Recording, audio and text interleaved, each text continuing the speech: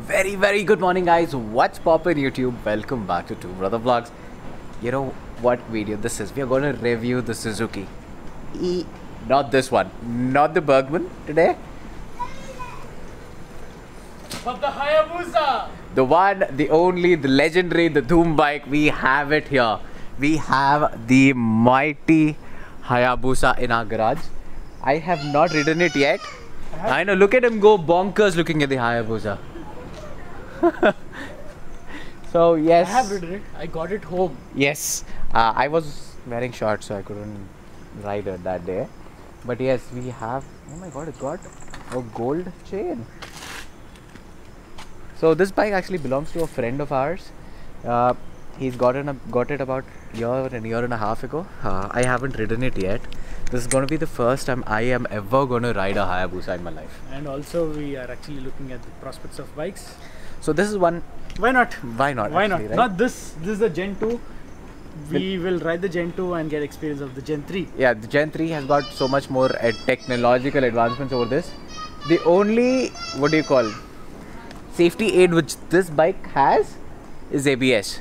There is no traction control, no other rider aids, no 190 IMU. bhp, no traction control. Exactly, 190 bhp. And it's raining. Yes. The roads must be super damp and you have to be extra careful riding this. So it's One got blip 3 of the riding throttle, modes. It's one got, blip of the throttle, you are screwed. yes. Screwed. So the other than the stock bike, this one has got an SE project and it's got some crash bars. So why don't we actually do some 360-degree shots of this bike before we go any further? Like, this bike requires those 360 shots like no other bike.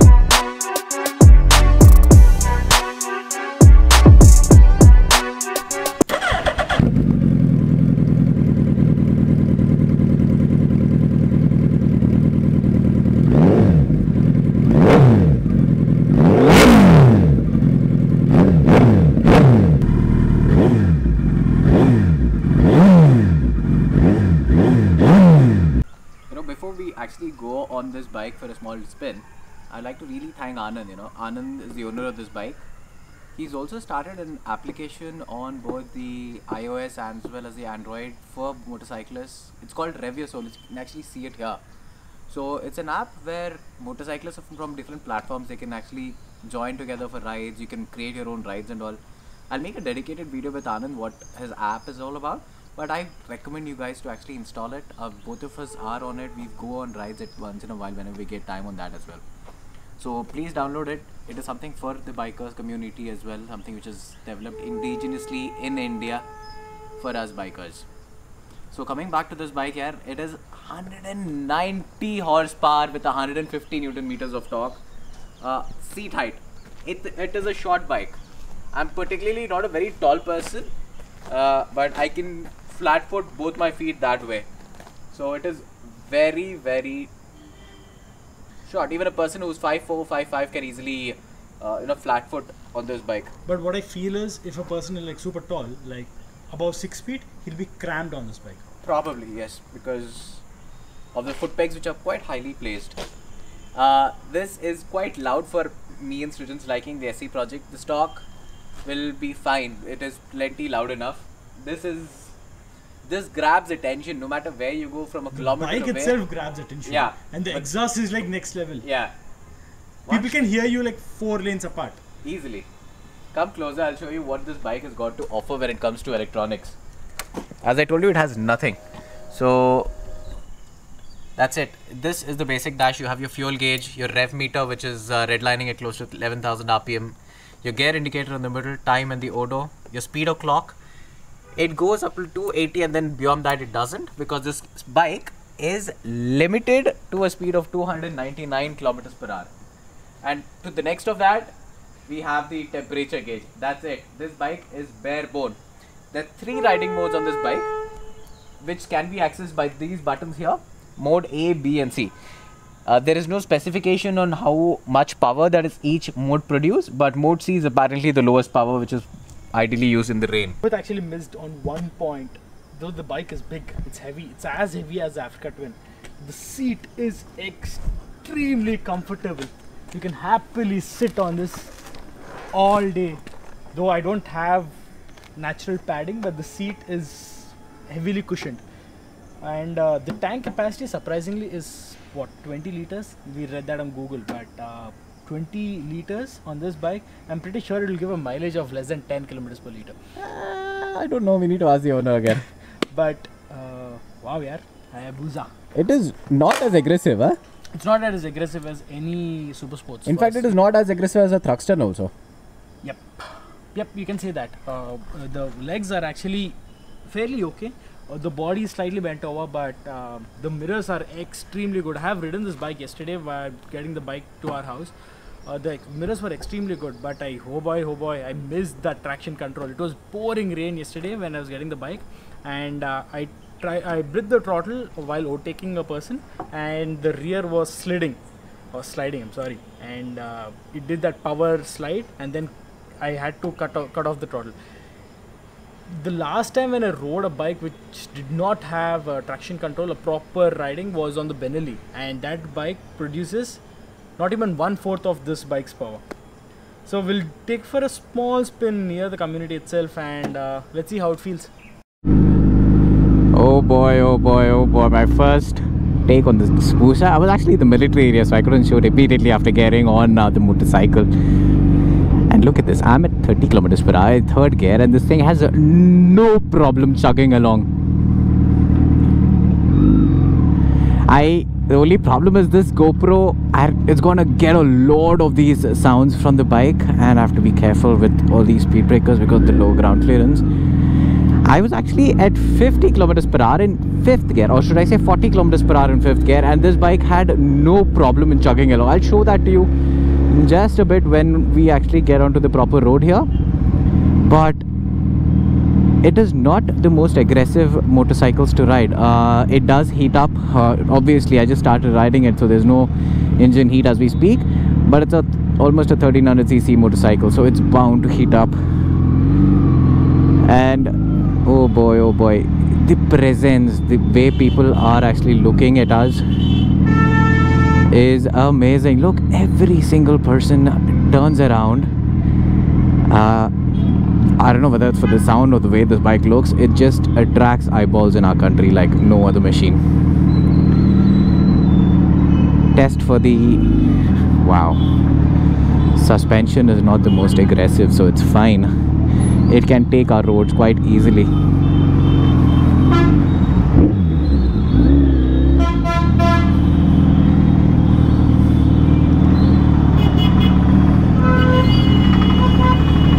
Obviously, these are not the places where you actually test ride such machines, but obviously it's gonna be fun.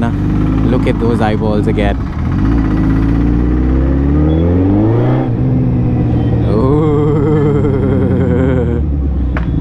And at 30 kilometers per hour, and it just chugs along. See, there's no problem. Name another big capacity motorcycle. I bet you will not find any other which can do this. For that matter, 6th gear. 4th is actually very comfortable. I don't need to do anything. And this, again, there's no relenting. There's power all the way, and there's no stopping the power on this bike. Suspension is fully adjustable, front, back, everywhere as expected. One small disappointment for me is the braking on this. It is not the most effective in simple terms. There is you understand what the bike, how the brakes are doing, but there's not enough bite in them, so you expect more, but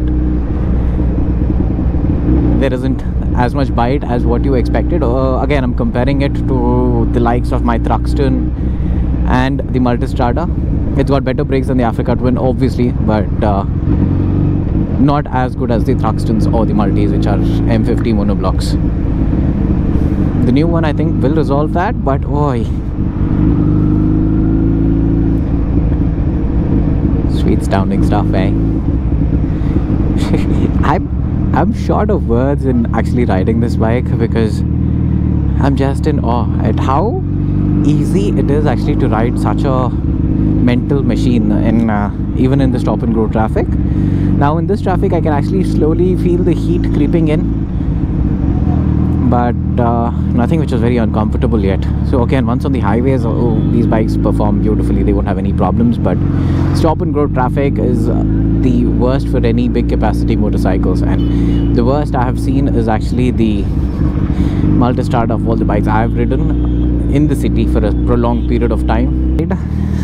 It has actually caused more confusion than anything else for me, because this bike is absolutely a beauty. What are the gauges we have here? I bring in you know the instrument console. Again, as I said, you have the indicators at the top and left.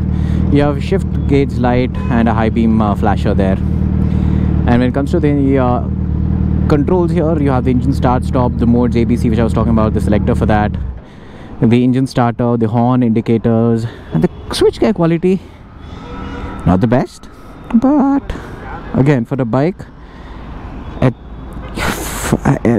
what actually baffles me is how Suzuki is able to offer it at its price point. The new Hayabusa which is launched with all the gizmos, that costs about 18.5 to 19 lakhs on the road India. This one was about 2.5 lakh rupees cheaper. Insane exhaust. Arre baap. Hope my phone ka camera doesn't die. Chalo.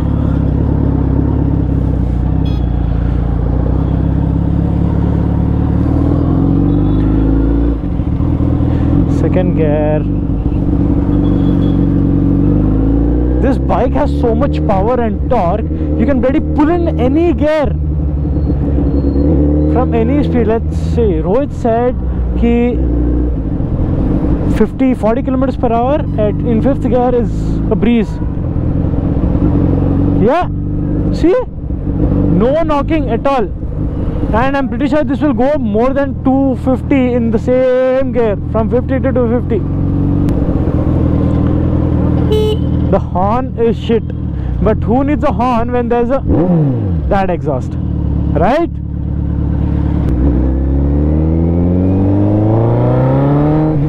Oh, hi babre. Mental air, mental machine.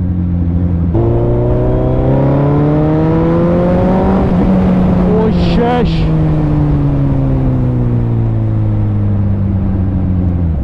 Any gear, yaar. This is insane. Let's see the turning circle. I'll make a small U-turn here. The handlebar is not touching the tank, but see, I'm not able to give throttle here. I just need to control it through the clutch. Not the best of turning circles. Not the best of turning circles.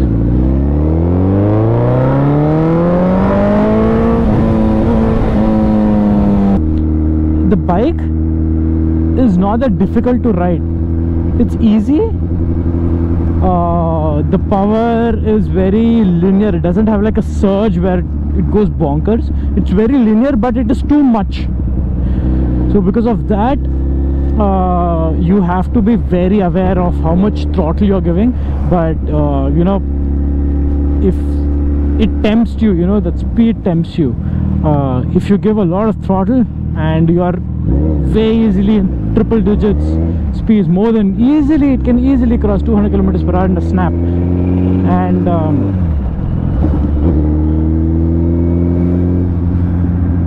And I did not rev beyond 6000 rpm, and I've seen many reviews where it says the bike is a different mental machine if it goes beyond 6000 rpm. So this bike will get you in a lot of troubles. Amazing engine, everlasting engine. The bike is easier to ride. Its immense power will put many sports cars and many other super bikes to shame. Now the bike is warming up. Now the bike is warming up. It's not unbearable like the Ducati or like the Multistrada which we have, but this thing is warming up. It's not the nimblest of bikes, but it's doable, yaar. You're not in a very committed position, though you cannot tour on this for a quite long time unless you are very, determined to do it. It was pouring rain by the time I came back, so we're shooting this today morning. Follow me into the garage, guys. Just look at it. It is full, it is packed, and this is more or less like a Diwali to the garage. Brings in a lot of light. Yes, this is the first time we're having a super sport, hyper sport, whatever you want to consider it. I didn't expect such a good impression when I was actually first thinking about the Hayabusa, but this bike has impressed me immensely. I thought it's going to be very bulbous to ride, very difficult to ride, but it looks like that, right? Yeah. It looks like a bike that it doesn't lean much, it doesn't bend much. Though it doesn't bend as much as a super sport bike, but it is fairly decent if you are riding only on city roads. And the power is like insane. Any gear you can pull it up. like fourth gear I was at 30-40 kilometers per hour. It is happily chugging along without any knocking or anything of such sort. It is surprising. And the surprising part that I felt is while coming back home, I felt the bike was actually heating quite a bit. I could feel the heat on my thighs, and I thought Japanese bikes they run fairly cool, but this runs hotter than the Thruxton, I guess. Yes, because I've actually ridden the GSXR 1000 a long time ago, the 2003 or 2005 version, and that heated up like crazy. I basically juts out heat from those openings, fairing openings. So I'm not surprised on that. And there is also one point where both of us did not talk. This is actually a negative point where both of us did not talk. That the turning circle is actually not that great. Yeah, and also like any super sport bike, once you actually put in the full lock, there is no these are with bare hands, but if I have gloves it is actually difficult and you don't have any room to give throttle. You actually have to play it with your clutch. Any big any sporty natured bike, this is the problem. Barring the Thruxton, I guess Thruxton is not considered a super sport bike, but all super sport bikes have this because they have kind of a balloonish or a bulbous tank, and the handlebars, should I say, are quite low set, so it is expected. Nothing very surprising there. Every bike which is lean forward has this problem. And I feel the brakes are decent. They drop in, but the bike doesn't stop as quickly as you want. They needed better brakes. The new ones have upgraded brakes over these. How good are they? They are the top of the line. They are the Stylimas. But again, this bike will not stop as quickly as something like maybe S1000RR or a Panigale, because this is much heavier. This is actually heavier than the Africa Twin and the Multistrada. So it's a very heavy bike. Not a great fan of the exhaust. It's like super loud when you ride long, but if you just want to show off, kudos to the exhaust, dude. But yeah, the stock is going to be pretty beautifully sounding on this bike for sure. Large capacity, large engine, inline four, smooth revving engine. So yeah, definitely exhaust will be much better. So it is actually time for us to. This bike actually started a bit more confusion. We were actually fixated on buying one particular bike, and we were ready to do the final advance payment as well. But this bike started a whole new confusion. Chapter of all this confusion, because now after riding this, we are kind of inclined towards few more bikes as well. See, looking at the power delivery, looking at the way this bike attracts eyeballs, and at the price it comes to, it is unmatchable by any other company or any other brand. 18.8 lakhs for the new one. Yeah, on road. And the S1000RR on road, the Pro version is 26 and base is about 24. 24. And Panigale is like 30 lakhs plus. Yeah, V4 is 35. That's expensive. That's obviously out of our budget. And Honda, so you guys know, it's 37. There's no point. So, wow, yeah. So will or can this be our next bike? Not sure. But it's not our cup of tea. We still like the Super Sports, but let's see. Why not if you get a very good deal? Having a Suzuki Hayabusa in the garage. Yep, sounds great, right? So talking about this, we need to go and give this bike back to its owner, and He also has another bike, so Yeah. even that bike is different. so we'll get that bike not in the next video, but in the near future. So this is where we're going to say bye, love you, take care, and till the next time, have Peace. fun.